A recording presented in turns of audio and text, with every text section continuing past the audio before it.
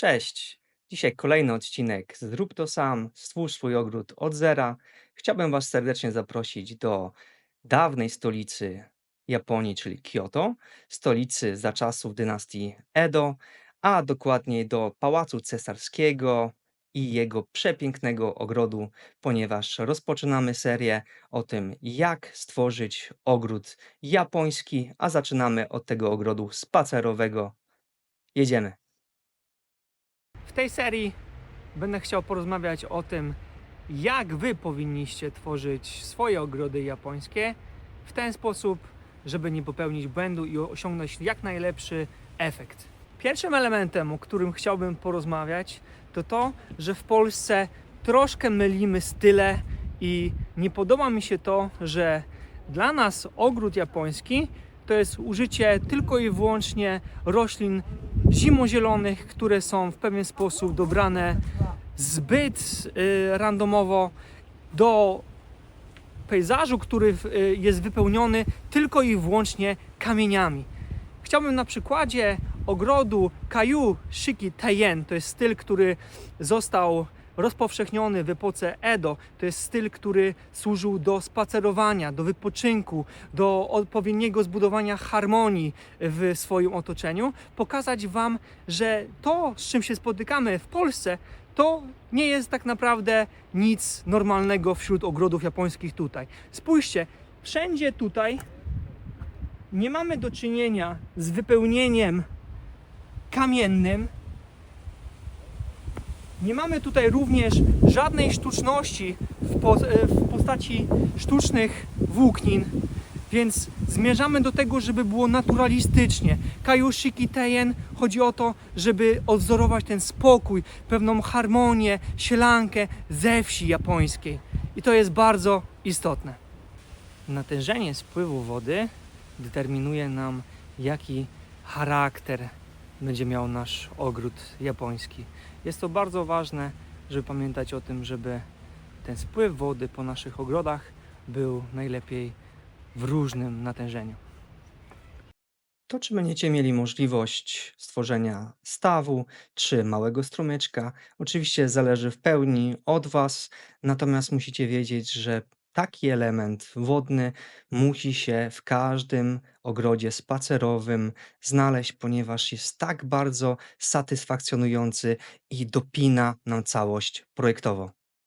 Woda może mieć różną prędkość spływania, ale to nadaje całemu ogrodowi charakteru, harmonijności oraz uzupełnia całość pewną klamrą kompozycyjną, bowiem ruch wody w japońskiej kulturze symbolizuje życie, nieustanny przepływ i zmiany. Woda jest uważana za niezbędny zasób, który odżywia ziemię i sprzyja wzrostowi oraz dobrobytowi. Reprezentuje również dualizm świata, w którym męskie i żeńskie siły są w równowadze, tworząc pewną harmonię. Co warto zaznaczyć, występują zarówno wodospady męskie oraz żeńskie.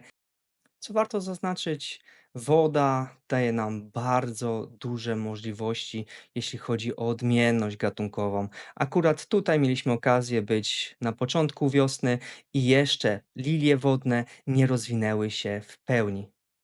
Asymetria to jest coś, co powinno budować nasze ogrody, ponieważ w ten sposób możemy osiągnąć nieregularne, ale i też czasami harmonijne kształty. Odpowiednio wkomponowane kamienie oraz uporządkowane wokół nich bądź na nich mchy i porosty nadają całemu ogrodowi odpowiedniego charakteru i elementu naturalistycznego. O tym, jak to zrobić w praktyce, zapraszam Was już niebawem na odcinek typowo praktyczny, w którym będziemy krok po kroku budować nasz ogród japoński.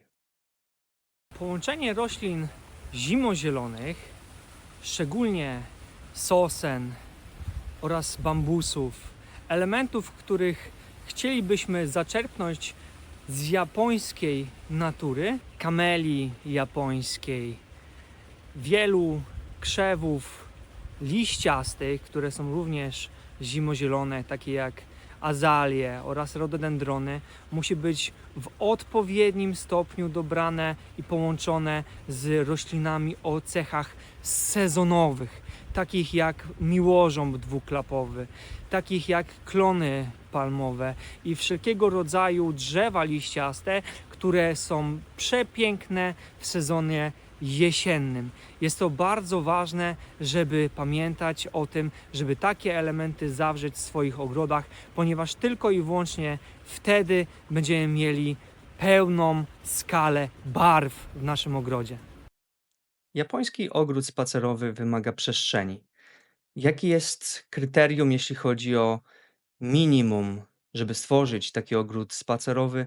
Według mnie jest to między 100 a 200 metrów. Wszystko, co jest powyżej tego metrażu, będzie idealne. Musicie zrozumieć to, że ilość miejsca potrzebnego na rozwój wszystkich tych drzew i krzewów i na elementy wodne, które oczywiście w takich ogrodach są nieodzowne, to wszystko potrzebuje odpowiedniej ilości miejsca, tak żeby stworzyć odpowiedni ten harmonijny pejzaż, który jest rodem z wsi japońskiej, takiej sielanki i potrzeba nam tutaj również pewnej zabawy przestrzenią, żeby uzyskać takie efekty. Dla tych wszystkich, którzy mają zdecydowanie mniejsze przestrzenie dostępne na ogród, zapraszamy Was już do następnego odcinka, w których porozmawiamy o ogrodach suchego pejzażu.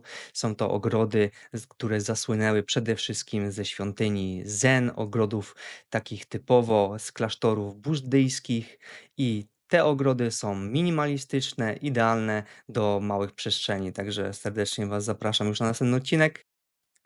A teraz chciałem porozmawiać chwilę o tym, gdzie widziałbym zastosowanie, jeśli chodzi o elementy kamienne, do których oczywiście nie mam zarzutów, jeśli chodzi o użycie ich funkcyjne.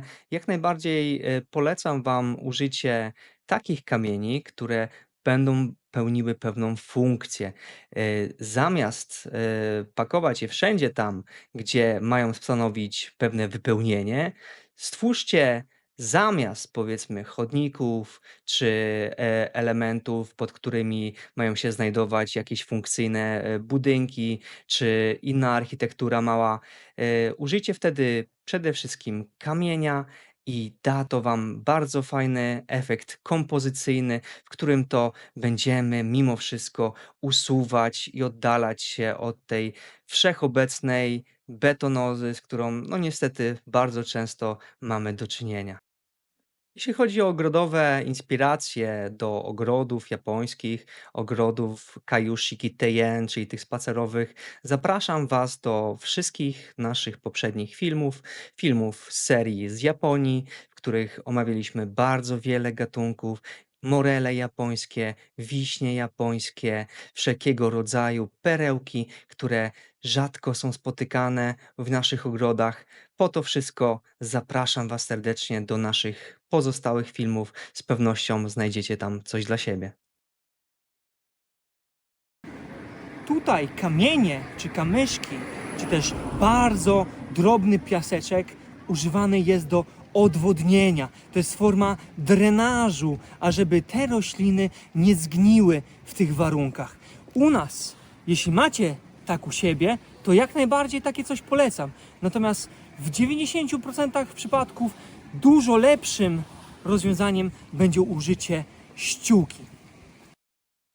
Bardzo fajnymi zamiennikami mchu i porostów jest m.in. karmnik kościsty.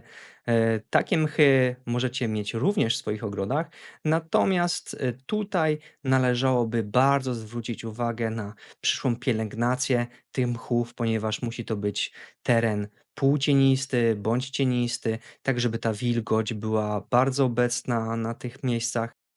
Także je zarezerwujcie sobie w miejscach, w których występują już gatunki, które dadzą nam odpowiednie zabezpieczenie w postaci cienia, natomiast na otwartych przestrzeniach możecie zabawić się odpowiednio, kreatywnie i może być to wypełnienie zarówno wodne, czy też niższe krzewy, które nie będą zasłaniały nam przestrzeni, która jest tuż za nią. Nieodzownym elementem w tym stylu jest tak połączenie pewnych koncepcji, w których występują sztuczne wyspy oraz wzgórza, żeby one stanowiły pewną harmonijną całość. Na takich wyspach bardzo warto wtedy posadzić gatunki, które czy to są formowane, czy zostaną przez Was uformowane w przyszłości, natomiast będą one pewną formą miniaturowego pejzażu, który przepięknie będzie harmonizował się z całym ogrodem japońskim. Bardzo Wam polecam. Nie znam bardziej czasochłonnych i pracochłonnych ogrodów aniżeli te japońskie. Wszelkiego rodzaju formowania drzew czy sztuka bonsai była robiona przez arystokrację w tego typu ogrodach, ponieważ w ten sposób odnajdywali połączenie z naturą. Pamiętajcie, że te drzewa, które widzicie, które zostały odpowiednio uformowane, jeśli zostawicie je same sobie, to są te same drzewa, które rosną w lesie w formie naturalnej. W 1989 roku badania z Uniwersytetu z Innsbrucku dowiodły, że drzewa, które zostały uformowane, czy też stworzone z nich zostały bonsai, mamy do czynienia ze zmniejszeniem się liczby komórek. To dlatego widzimy miniaturyzację tych roślin. Gdy zostawimy je samemu sobie, to te same drzewa wrócą z powrotem do natury. Także nie dajcie się zwieść tym, którzy twierdzą, że jest odwrotnie, że te drzewa zostały w jakiś sposób uszkodzone, czy że jest im źle. To jest właśnie sztuka natury, że potrafimy odpowiednio dokonać tej ewolucji. W tym miejscu chciałem postawić kropkę i zaprosić Was serdecznie na nasze pozostałe filmy prosto z Japonii. Pomogą one Wam w dobraniu odpowiednio gatunków do Waszych ogrodów japońskich. Zapraszam Was serdecznie do sekcji komentarzy.